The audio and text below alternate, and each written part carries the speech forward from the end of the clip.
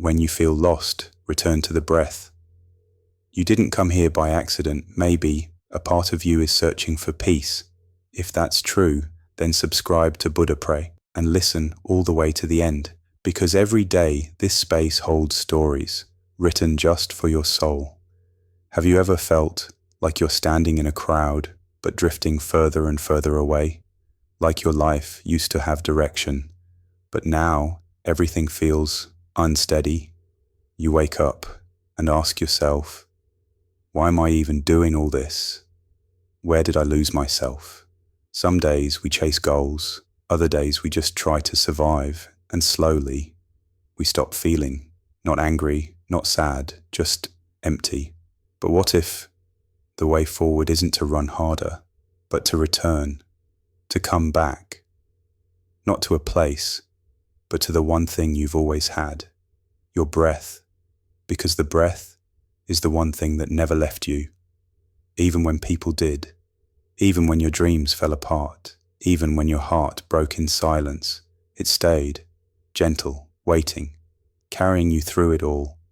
And when you feel lost, truly lost, the way back is through the breath.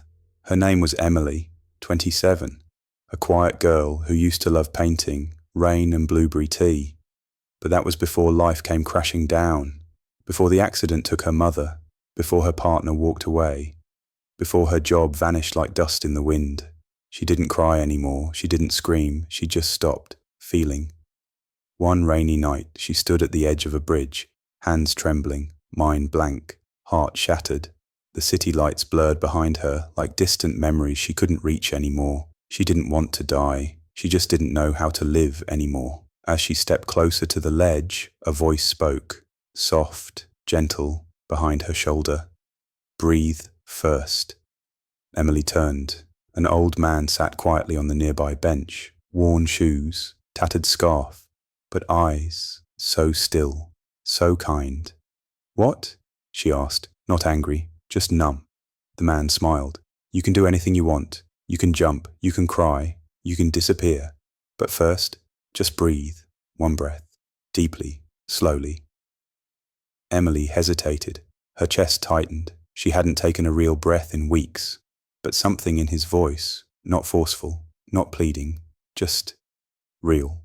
She sat down, beside him, silently, and she breathed. Inhale, exhale, again and again, and with each breath, the storm in her chest loosened. Tears came, not dramatic, just soft, like a river finding its way back after a long drought.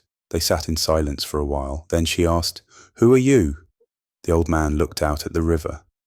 "I used to come here for the same reason you did," he said. "I had no one left, nothing left. But then I remembered something my teacher once told me." Emily leaned in. He said, "When you feel lost, return to the breath, because the breath is always home." From that night on, Emily came back to the bridge, not to jump, but to sit, to breathe, to feel. She never saw the old man again. Some say he passed on, some say he was never really there, but Emily believed otherwise. Years later, she became a counsellor for trauma survivors, and in every first session, she'd say the same words. You can cry, you can fall apart, but first, breathe, because even in the darkest moment, your breath will never leave you. And somewhere, on rainy nights, another girl may be standing on another bridge, waiting, hurting, and maybe this time Emily will be the one who whispers, "Breathe first."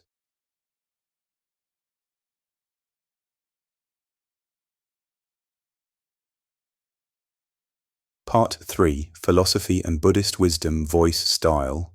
Gentle, wise, reflective male narration. In the Anapanasati Sutta, the Buddha taught, mindfulness of breathing, when developed and cultivated, is of great fruit and great benefit. Why? Because the breath is not just air, it's not just biology. It is presence, it is home. Emily didn't find peace in a book. She didn't find it in advice or therapy or faith. She found it in the most overlooked miracle of all, a single conscious breath. When your world feels out of control, the breath is the only thing you can return to, again and again and again. No one can take it from you, not grief, not poverty, not even despair. The Buddha didn't ask us to run away from suffering. He asked us to observe it, to sit with it, through the breath. Breathing in, I know I am breathing in. Breathing out, I know I am breathing out. Satipatthana Sutta. It sounds simple, but it is not easy, because to return to the breath is to return to the truth, and sometimes the truth hurts, but it also heals. When Emily sat on that bench, she didn't change the world. She didn't erase her pain, but she paused. She witnessed. She breathed. And in that moment, she reclaimed something the world had stolen from her: stillness. In the Dhammapada, the Buddha said, "Few among men are those who cross to the farther shore. The rest run up and down on this shore." Dhammapada, verse 85. The farther shore is not a place. It's not heaven or nirvana in the clouds. It's here, now in this very breath. That's why monks in the forest sit for hours, not to escape the world, but to return to it fully, with clarity, with peace, breath by breath, just like Emily did, and just like you can do, right now. So now, let me ask you, when was the last time you truly breathed, not just survived, not just existed, but paused, closed your eyes, and felt your breath, like a whisper that says, "You're still here. You've been through a lot, maybe more than you've told anyone, maybe more than words could ever hold. But the breath knows.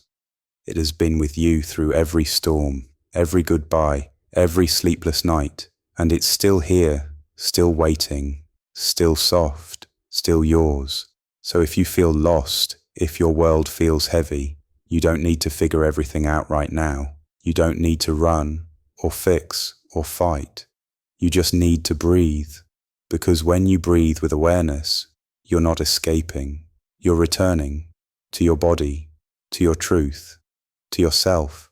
That one breath might be the very thread that keeps you from breaking. And maybe that's enough for today.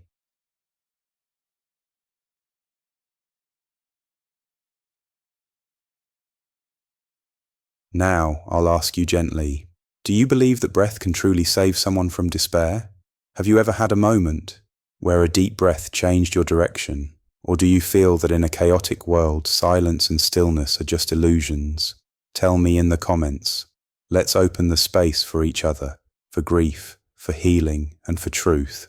Your voice matters because someone reading your words might be standing on their own bridge tonight.